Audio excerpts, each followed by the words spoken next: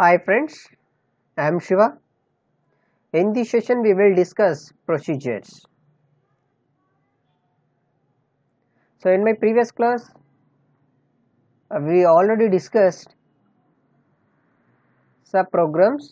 In the subprograms procedures, functions and అదే విధంగా మనం ఏ విధంగా ఆ ప్రొసీజర్స్ని ఎగ్జిక్యూట్ చేస్తున్నాము ఇన్ ద ఒరాకిల్లో, దానికోసం ఒరాకిల్ ఏ విధంగా ట్రీట్ చేసేసుకొని మనకి ఎగ్జిక్యూషన్ అవుతుంది అనేది నేర్చుకున్నాం.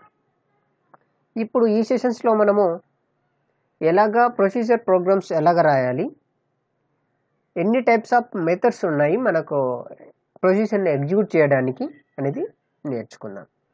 అదేవిధంగా ఈ ఒక ప్రొసీజర్ని మనం రాయడానికి ఏ విధమైన సింటాక్స్ మనము ఫాలో కావాలనేది నేర్చుకున్నాం. సో ప్రొసీజర్ అనేది may or may not return a value. అదేవిధంగా procedure is a named PLSQL block which is solve a particular task. ఏదైనా ఒక టాస్క్ ఇచ్చేసినప్పుడు ఆ పర్టికులర్ టాస్క్ను మనము రికన్సిల్ చేయాలంటే మనము ప్రొసీజర్ ఫార్మేట్లో రాసేసి మనము వాటిని ఆ టాస్క్ని మనం రికన్సిల్ చేయడానికి యూజ్ అవుతుంది. సో మన ఒక ప్రొసీజర్ని మనం ప్రోగ్రామ్ రాయాలి అంటే మనము ఇక కింద చూపించిన 2 parts మనం ఫాలో కావాలి. Every procedures having 2 parts. First one is procedure specification and procedure body. First one ఏంటంటే ప్రొసీజర్ స్పెసిఫికేషన్, ప్రొసీజర్ బాడీ అనేది మనము ఈ సింటాక్స్ అనేది ఫాలో కావాలి. దానికోసం చూడండి, దిస్ ఇస్ అ సింటాక్స్. ఇది సింటాక్స్ మన ప్రొసీజర్లో ప్రోగ్రామ్ రాయాలనుకుంటే ఈ syntax. Create are replace procedure and procedure name and formal parameters and is as. So దీన్ని మనం ఏమంటారంటే ప్రొసీజర్ స్పెసిఫికేషన్ అంటాం. నెక్స్ట్ వన్ ఏంటి, ఇది నెక్స్ట్ డిస్కస్ చేసాం కదా ప్రొసీజర్, ఇది ప్రొసీజర్ స్పెసిఫికేషన్. ప్రొసీజర్ బాడీ అంటే వేరే ఎక్కడ రాయాలి, మనము ఇక్కడ రాయాలి. చూశారు కదా, this is a procedure body. ఈ ప్రొసీజర్ బాడీలో మనము ఇది రాసేసాం, variable declarations, cursor declaration, user defined exceptions and begin and exception ఏమన్నా హ్యాండిల్ చేయాలనుకుంటే ఎక్సెప్షన్స్ రాసేసాము అండ్ ప్రోగ్రామ్ ఎండ్ చేసేస్తాం. అయితే ఈ ప్రొసీజర్ బాడీలో ఏదైతే మనము టాస్క్ ఇంప్లిమెంట్ చేయాలనుకుంటున్నామో ఆ టాస్క్ అనేది ఈ ప్రొసీజర్ బాడీలోనే మనము రాయడం జరుగుతూ ఉంది. ఓకే, అదేవిధంగా మనకి ఇక్కడ ఫార్మల్ పారామీటర్, దీన్ని ఏమంటారు అంటే ఈ ప్రొసీజర్ స్పెసిఫికేషన్లో మనం స్పెసిఫై చేసేస్తాం.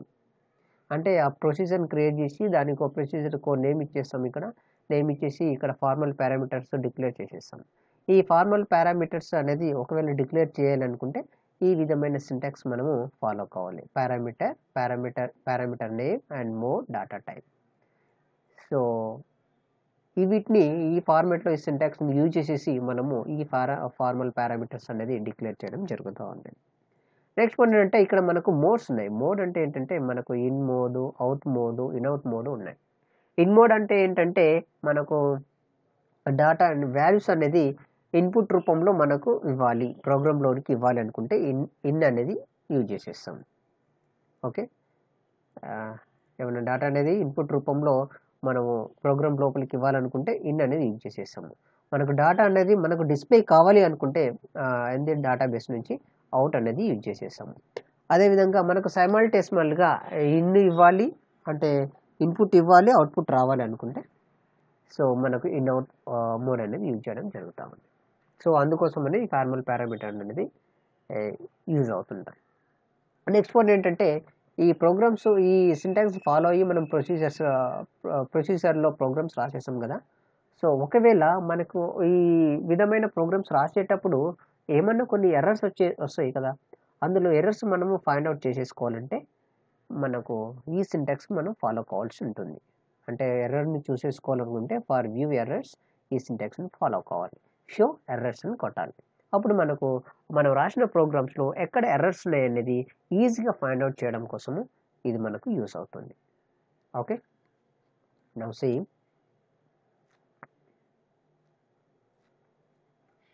నౌ ఇక్కడ ఏంటంటే ఇక్కడ మనం ప్రోగ్రామ్ అనేది ప్రొసీజర్ అనేది రాయడానికి సింటాక్స్ ఫాలో అయ్యాం కదా.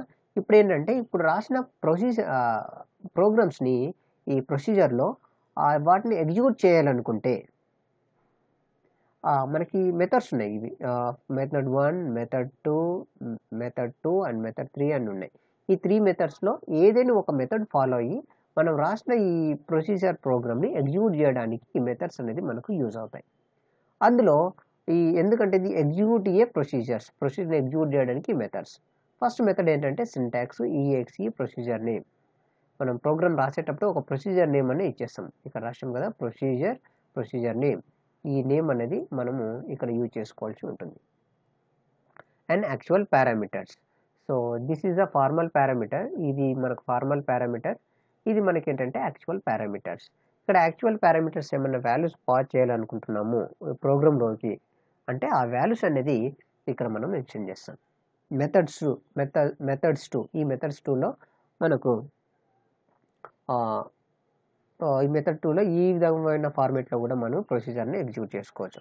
మెథడ్ 3 ఈ యూజింగ్ కాల్ స్టేట్మెంట్. ఈ కాల్ స్టేట్మెంట్స్ యూజ్ చేసేసి కూడా ఈ సింటాక్స్ని ఫాలో అయ్యి మనము ఈ ప్రొసీజర్ని ఎగ్జిక్యూట్ చేయడానికి అవకాశం ఉంటుంది. కాబట్టి మీరు ఏదైనా ఈ 3 మెథడ్లో ఏదో ఒక మెథడ్ని ఫాలో అయ్యి మనం రాసిన ప్రొసీజర్ ప్రోగ్రామ్ని ఎగ్జిక్యూట్ చేసుకోవచ్చు. ఓకే, నౌ ఒక చిన్న ఎగ్జాంపుల్ చూడండి. వాటి కోసము మనం ఎలాగ రాస్తామో ఆ ప్రోగ్రామ్స్ని ప్రొసీజర్లో ప్రోగ్రామ్స్ ఎలాగ రాస్తాము అనేది చిన్న ఎగ్జాంపుల్ ఒకసారి చూడండి. Create are replace as per the syntax ప్రకారంగానే నేను రాశాను. Create are replace procedure name. So same programme ఇక్కడ చూడండి. Create are replace procedure name. This one is the formal parameters. This is a p_emp number and data type number data type. Okay, so ఇక్కడ ఇంకోటి ఏంటంటే ఇక్కడ మనం size అనేది ఇవ్వకూడదు. ఇక్కడ మనకు సింటాక్స్ ప్రకారంగా సైజు మెన్షన్ చేయకూడదు. ఒకవేళ మెన్షన్ చేస్తే మనకు ఒరాకిల్ అనేది ఎర్రర్ అనేది డిస్ప్లే చేయడం జరుగుతుంది. కాబట్టి ఇక్కడ డేటా టైప్ తర్వాత సైజ్ని మెన్షన్ చేయకూడదు. నెక్స్ట్ వన్ ఏంటంటే ఈజ్ ఏంటంటే ఈజ్ తర్వాత మనం ఇక్కడ నేను ఒక 2 వేరియబుల్స్ని యూజ్ చేసేసాను. ఇక్కడ ఏంటంటే వేరియబుల్స్ డిక్లరేషన్. సో కాబట్టి ఇక్కడ నేను 2 వేరియబుల్స్ ఇంకా 2 వేరియబుల్స్ నేను యూజ్ చేసేసాను. ev_ename and varchar2 data type size with 10 and other data type ఏంటంటే అదర్ వేరియబుల్ ఏంటంటే v_char and number data type and size 10. Okay, so ఇక బిగిన్ సెషన్లో ఈ సెలెక్ట్ స్టేట్మెంట్ రాసేసాను. ఈ సెలెక్ట్ స్టేట్మెంట్ ఎందుకు రాసేస్తున్నామంటే మనకు డేటాబేస్లో ఉన్న డేటాని రిట్రీవ్ చేసేసుకొని మనం క్రియేట్ చేసేసుకున్న ఈ PLSQL వేరియబుల్స్లో స్టోర్ చేసుకోవడానికి ఈ సెలెక్ట్ స్టేట్మెంట్ మనకు యూజ్ అవుతుంది. కాబట్టి ఈ సెలెక్ట్ స్టేట్మెంట్ యూజ్ చేసేసి ఈ నేమ్ కాలమ్ నేమ్స్ ఇవి ఈ నేమ్ అండ్ శాలరీ ఈ 2 అనేది కాలమ్స్ నేమ్. సో ఈ కాలమ్స్ నేమ్ ఎక్కడున్నాయి? ఫ్రమ్ EMP1 టేబుల్ నేమ్స్లో ఉన్నాయి. సో ఈ టేబుల్లో ఉన్న ఈ కాలమ్స్లో ఉన్న డేటాని తీసుకొచ్చి ఈ నేమ్ వాల్యూ దీనిలో v_enamలో స్టోర్ అవుతుంది. Shall value will be storing into v_shallలో స్టోర్ అవుతుంది. Okay, based on where condition. ఈ వేర్ కండిషన్ ఏంటంటే EMP number equal to p_emp number. This is a formal parameter అని చెప్పాను కదా. ఇక్కడ మనకు this same formal parameter name అనేది ఇక్కడ యూజ్ చేయాలి. ఇక్కడ యూజ్ చేసిన ఈ ఫార్మల్ పారామీటర్ నేమ్ని మనం రన్ టైంలో ఈ ప్లేస్లో ఇన్స్టెడ్ ఆఫ్ ఈ ప్లేస్లో మనకు కొంత వాల్యూ ఇస్తాం. ఇన్పుట్ రూపంలో ఒక వాల్యూ ఇస్తాం. ఈ వాల్యూ ప్రకారంగా మనకు డేటా అనేది రిట్రీవ్ చేసుకుంటుంది. ఎక్కడి నుంచి రిట్రీవ్ చేసుకుంటుంది? ఫ్రమ్ EMP1 టేబుల్ నుంచి. దీనికి సూటబుల్ అయిన కాలమ్స్ ఏ ఉన్నాయి? ఈ నేమ్ అండ్ శాలరీ. ఈ 2 కాలమ్స్ నుంచి వాల్యూస్ రిట్రీవ్ చేసుకుని ఈ క్రియేట్ చేసిన PLSQL వేరియబుల్స్లో స్టోర్ అవుతాయి. అందుకోసమని ఈ PLSQL వేరియబుల్స్ అనేది క్రియేట్ చేయడం జరిగింది. ఓకే, ఆ స్టోర్ అయిన ఈ PLSQL వేరియబుల్స్లో నాకు PLSQL ఎన్విరాన్మెంట్లో నాకు డిస్ప్లే కావాలి అనుకుంటే ఈ dbms_output.put_line యూజ్ చేసేసి ఏదైతే మనం క్రియేట్ చేసేసుకున్నామో ఈ వేరియబుల్స్ని ఆ వేరియబుల్స్ని అనేది ఇక్కడ మెన్షన్ చేసేసాము. v_ename సేమ్ ఇక్కడ యూజ్ చేసాము that ename and v_shall same ఈ v_shall అనేది కూడా మెన్షన్ చేయడం జరిగింది. ఇక్కడ దాన్ని మెన్షన్ చేయడం వల్ల యూజెస్ ఏంటంటే మనకు ఆల్రెడీ స్టోర్ అయిందా లేదని తెలుసుకోవచ్చు. ఫస్ట్ థింగ్ ఈజ్ ఒకవేళ స్టోర్ అయింది అంటే ఈ డాటా అనేది రిట్రీవ్ చేసుకున్న ఈఎంపీ టేబుల్స్ నుంచి ఈ PLSQL వేరియబుల్స్లో ఉందా లేదా అని తెలుసుకోవాలనుకుంటే ఈ స్టేట్మెంట్ని యూజ్ చేసి ఈ క్రియేట్ చేసిన ఈ PLSQL వేరియబుల్స్లో ఉన్న డాటా మనకు ఎగ్జిక్యూట్ చేసేటప్పుడు మనకి ఎన్విరాన్మెంట్ అంటే PLSQL ఎన్విరాన్మెంట్లో డిస్ప్లే కావాలనుకుంటే ఈ ఫార్మాట్ మనం ఫాలో కావాలి. తర్వాత ఇక్కడ బిగిన్ యూజ్ చేసేసాను కదా, ఇక్కడ ఎండ్ అనేది యూజ్ చేయడం జరుగుతుంది. ఓకే, ఇప్పుడు చిన్న ప్రోగ్రామ్ ఒక ప్రొసీజర్లో ఒక ప్రోగ్రామ్ రాసేసాము. ఈ ప్రోగ్రామ్ మనము సేమ్ ప్రోగ్రామ్ను కాపీ చేసేసి నేను ఎగ్జిక్యూట్ చేస్తాను. చూడండి, సేమ్ ప్రోగ్రామ్ కాపీ చేస్తున్నాను. చేసిన తర్వాత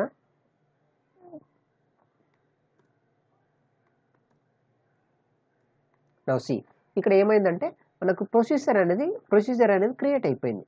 కాబట్టి ప్రొసీజర్ క్రియేట్ అయింది, కానీ నేను ప్రొసీజర్ని ఎగ్జిక్యూట్ చేయాలి కదా. నేను ప్రొసీజర్ని ఎగ్జిక్యూట్ చేయాలనుకుంటే చూడండి, నేను ఇంతకుముందుగా చెప్పాను కొన్ని మెథడ్స్ ఉన్నాయి. అంటే ఈ 3 మెథడ్లో ఏదో ఒక మెథడ్ని యూజ్ చేసేసి మనం క్రియేట్ చేసేసిన ఆ ప్రొసీజర్ని ఎగ్జిక్యూట్ చేసుకోవచ్చు. అయితే మీకు క్లారిటీ కోసము అంటే అన్ని మెథడ్లు కూడా ఎగ్జిక్యూషన్ ఎట్లా చేయాలనేది చూపిస్తాను. అయితే ఫస్ట్ మెథడ్ మీరైతే ఏదైనా ఒక మెథడ్ ఫాలో కండి. నేను అన్ని మెథడ్లు మనం యాజ్ ఎ బిగినర్ కాబట్టి నేను అన్ని మెథడ్లు ఎలా ఎగ్జిక్యూషన్ చేయాలో చూపిస్తాను. ఓకే, సి దానికోసం నేను ఏం చేస్తున్నా ఫస్ట్ మెథడ్ తీసేసుకుని ఎలా ఎగ్జిక్యూట్ చేయాలో చూపిస్తున్నాను. Okay, first EXEC procedure name అంటే ప్రీవియస్గా నేను ఏం చేశాను, ఇక్కడ ప్రొసీజర్ నేమ్ P11 కాబట్టి ఇక్కడ EXEC procedure name actual values 7788. ఇక్కడ చూడండి, నేను ఏంటంటే దీని ప్రకారంగానే రాశాను, ఈ సింటాక్స్ ప్రకారంగానే EXEC రాశాను. తర్వాత ప్రొసీజర్ నేమ్ ప్రోగ్రామ్లో ప్రొసీజర్ నేమ్ నేను యూజ్ చేశాను కదా, ఆ ప్రొసీజర్ నేమ్ ఏం నేమ్ అది P11 కాబట్టి ఆ నేమ్ యూజ్ చేశాను. యాక్చువల్ పారామీటర్స్, సో ఇక్కడ చూడండి ప్రోగ్రాంలో దీన్ని ఏమంటారంటే ఫార్మల్ పారామీటర్ అంటారు. దీన్ని మనము ఫార్మల్ పారామీటర్ అంటారు. సో దీన్ని ఏమంటారంటే యాక్చువల్, ఇప్పుడు మనం వాల్యూస్ ఇస్తున్నాం కదా ఆ వాల్యూస్ని ఏమంటారంటే ఫార్మల్ పారామీటర్ అంటారు. ఒకసారి చూడండి, దీన్ని ఏమంటారంటే దీని ఫార్మల్ పారామీటర్ అంటారు, దీన్ని ఏమో యాక్చువల్ పారామీటర్స్ అంటారు. యాక్చువల్ పారామీటర్ అంటే మనం ఈ వాల్యూస్ని అనేది ఇన్పుట్ రూపంలో ఈ ప్రోగ్రాంలోకి పంపిస్తున్నాం. ఇలా పంపించడం వల్ల ఏమవుతుందంటే P_e నేమ్ బదులు నాకు ఈ వాల్యూ అనేది డిస్ప్లే అవుతుంది. అది ఇంటర్నల్గా 7788 ఈ ప్లేస్లో మనకు 7788 అనే నెంబర్ని EMP నెంబర్కి అసైన్ అయిపోతుంది. అప్పుడు అసైన్ అయినప్పుడు దీనికి సూటబుల్ అయిన 7788 ఐడితో ఎంప్లాయీ ఈ నేము శాలరీ వాల్యూ రిట్రీవ్ చేసేసుకుంటుంది. దేని నుంచి EMP1 టేబుల్ నుంచి చేసేసుకున్న తర్వాత V__ క్రియేట్ చేసిన PLSQL వేరియబుల్స్ ఉన్నాయి కదా, ఈ నేమ్ వాల్యూ అనేది ఈ PLSQL వేరియబుల్లో స్టోర్ అవుతుంది. షాల్ వాల్యూ అనేది V__ షాల్లో స్టోర్ అయిపోతుంది. ఆ స్టోర్ అయిన దానిని నాకు ఇది మొత్తం PLSQL ఎన్విరాన్మెంట్ కదా, ఈ ఎన్విరాన్మెంట్లో నాకు డిస్ప్లే కావాలంటే dbms_output.put_line అనే స్టేట్మెంట్ యూజ్ చేసేసి మనం క్రియేట్ చేసిన PLSQL వేరియబుల్స్ అనేది ఇక్కడ మెన్షన్ చేయాలి. సో ఈ నేమ్ అండ్ V__ షాల్ అనేది ఈ రెండింటిని కూడా మనం ఇక్కడ మెన్షన్ చేయాలి. అలా మెన్షన్ చేయడం వల్ల మనకు ఒకటి ఏంటంటే ఈ క్రియేట్ చేసిన PLSQL వేరియబుల్లో ఆ డాటా అనేది అవైలబుల్లో ఉందా లేదా అనేది తెలుసుకోవచ్చు. ఓకే, అందుకోసమని నేను ఈ స్టేట్మెంట్ అనేది యూజ్ చేసేసాను. ఓకే, సో నేను ఇప్పుడు ట్రై టు ఎగ్జిక్యూట్ చేసేస్తున్నాను. చేసిన తర్వాత ఇక్కడ చూడండి స్కాట్ ఉంది కదా, స్కాట్ 4500 మనకు వచ్చేసింది. అంటే ఎవరైతే నెంబర్ 7788 నెంబర్ ఉన్నారో ఈ number employee name and salary అనేది ఈ దీంట్లో స్టోర్ అయిపోయి మనకు ఈ స్టేట్మెంట్ యూజ్ చేసేసి మనకు PLSQL ఎన్విరాన్మెంట్లో సూటబుల్ అయిన ఈ నేము శాలరీ వాల్యూ అనేది డిస్ప్లే అయింది. ఇది ఫస్ట్ మెథడ్. ఇంకా సెకండ్ మెథడ్ యూజ్ చేసి ఎలా ఎగ్జిక్యూట్ చేస్తామో చూడండి. ఈ సెకండ్ మెథడ్లో begin procedure name actual parameter and end same format నేను ఇక్కడ రాసేస్తున్నాను. చూడండి, begin procedure name P11 7788 and end. So నా ఇక్కడ చూడండి ఇదే ఫార్మాట్లో రాశాను నేను. ఇక్కడ బిగిన్ తర్వాత ప్రొసీజర్ నేమ్, నేను ప్రోగ్రాంలో ప్రొసీజర్ నేమ్ ఏది ఇచ్చాను P11 అని ఇచ్చాను కాబట్టి అక్కడ P11 ఇచ్చాను. ఇక్కడ యాక్చువల్ పారామీటర్ మెన్షన్ చేసిన తర్వాత ఎండ్ అని పెట్టాను. చూడండి ఇక్కడ begin P11 procedure name actual parameters, ఇది మనకి ఏమంటారు దీన్ని ఫార్మల్ పారామీటర్. కాబట్టి ఇక్కడ వాల్యూ అయితే ఏదైతే ఇస్తున్నామో వాటిని ఏమంటారంటే యాక్చువల్ పారామీటర్స్ అనడం జరుగుతుంది. దెన్ మనం ఇక్కడ బిగిన్ చేశాను కదా, ఇక్కడ ఎండ్ చేయాలి. కాబట్టి నాకు దీనికి సూటబుల్ అయిన ఎంప్లాయీ ఐడి స్కోర్ అండ్ 4500 అనేది అవుట్పుట్ అనేది రావడం జరిగింది. ఓకే, నౌ సి నెక్స్ట్ ఇంకా థర్డ్ మెథడ్ ఏముంది ఇక్కడ చూద్దాం. సో ఇంకా థర్డ్ మెథడ్లో యూజింగ్ కాల్ స్టేట్మెంట్, ఈ యూజింగ్ కాల్ స్టేట్మెంట్ యూజ్ చేసేసి call procedure name and actual parameter. So ఇది కూడా ఎగ్జిక్యూట్ చేసి చూస్తాము ఎలా ఎగ్జిక్యూట్ చేయొచ్చో ప్రొసీజర్లో చూడండి. ఇప్పుడు కాల్ అని యూజ్ చేసేసాను, ప్రొసీజర్ నేమ్ ఇచ్చాను, P11 ఇచ్చాను, తర్వాత యాక్చువల్ పారామీటర్స్ వాల్యూ సేవ్ చేయాలి 7788. So now then what will happen, see so here also same score and 4500. So these are the some 3 methods for executing the procedures.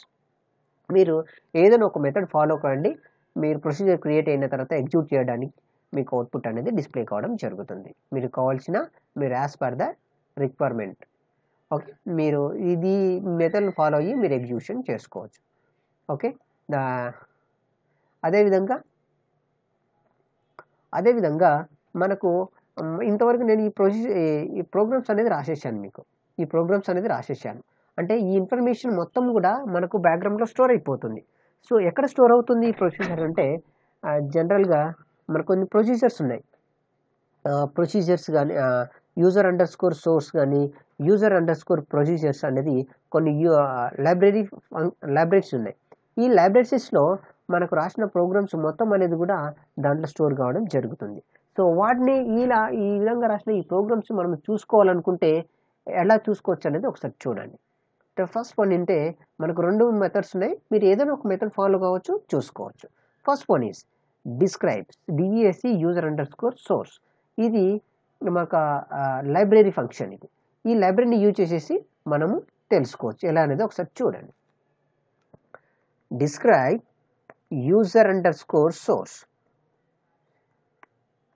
C మనకు ఇది ఒక library function. ఈ లైబ్రరీలో మనకు ఈ 4 కాలమ్స్ ఉన్నాయి.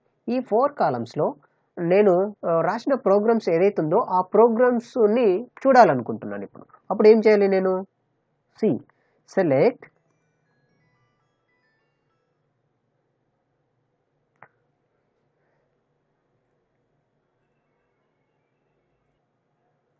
మనం చూసుకోవాలంటే సి హియర్ సెలెక్ట్. సో నేను ఇక్కడ టెక్స్ట్ అని ఉంది కదా, టెక్స్ట్ కాలం తీసేసుకుంటున్నాను. Text from which table, text from user source. ఈ యూజర్_సోర్స్లో మనకు అంతా ఇన్ఫర్మేషన్ ఏదైతే ప్రొసీజర్ ఇంతవరకు క్రియేట్ చేసామో అన్ని ప్రొసీజర్ యొక్క ఇన్ఫర్మేషన్ స్టోర్ అయి ఉంటుంది అనమాట. సో నా సి నా వేర్ కండిషన్ యూజ్ చేసుకొని నేమ్ యూజ్ చేసుకుంటున్నాను. ఇక్కడ నేమ్ కాలం, నేమ్ అండ్ నేమ్లో క్యాపిటల్ లెటర్లో పెట్టాలి ఇక్కడ P11. Okay, now see so ప్రీవియస్లో మనము P11 అనే రాశాము కదా, దీనికి సంబంధించిన ప్రొసీజర్ P11 యొక్క ఇన్ఫర్మేషన్ యొక్క మొత్తం కోడ్ అనేది ఇక్కడ డిస్ప్లే అయిపోయింది. చూడండి, ప్రీవియస్గా నేను ఏం రాశాను ఇక్కడ, ద సేమ్ కోడ్ అనేది ఇక్కడ డిస్ప్లే అయిపోయింది. సో ఈ విధంగా కూడా మనం రాసిన కోర్స్ని ఎప్పుడైనా కూడా మనము యాక్సెస్ చేసి చూసుకోవడానికి మనకు యూజర్_సోర్స్ అనేది ఉపయోగపడుతుంది. అదేవిధంగా సేమ్ ఇంకో మెథడ్ ఏంటంటే డిస్క్రైబ్ చేసేస్తున్నాను యూజర్_ప్రొసీజర్స్.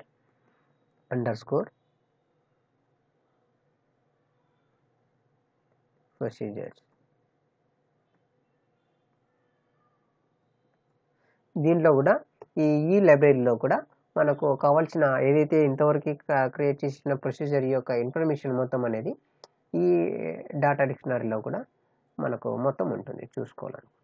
ఓకే, సో మనకు ఇది ఎలాగ ప్రొసీజర్లో ఎలా ప్రోగ్రామ్స్ రాయొచ్చు, రాసిన తర్వాత ఎన్ని మెథడ్స్లో మనం ఎగ్జిక్యూట్ చేసుకోవచ్చు అనేది మనం డిస్కస్ చేసాం. ఓకే, నెక్స్ట్ సెషన్స్లో మనకు కొన్ని ఇవి ఉన్నాయి, అంటే ప్రొసీజర్స్ పారామీటర్స్ ఉన్నాయి, ఫార్మల్ పారామీటర్స్ ఏంటి, యాక్చువల్ పారామీటర్స్ ఏంటి, ఇన్ ఏంటి, అవుట్ ఏంటి, ఎక్కడ యూజ్ చేయాలి, దానివల్ల మనకి యూజెస్ ఏంటి అనేది మనం నెక్స్ట్ సెషన్స్లో నేర్చుకుందాం. Okay, thanks for watching my classes. If you like my classes, please subscribe my channel, share and likes and comments.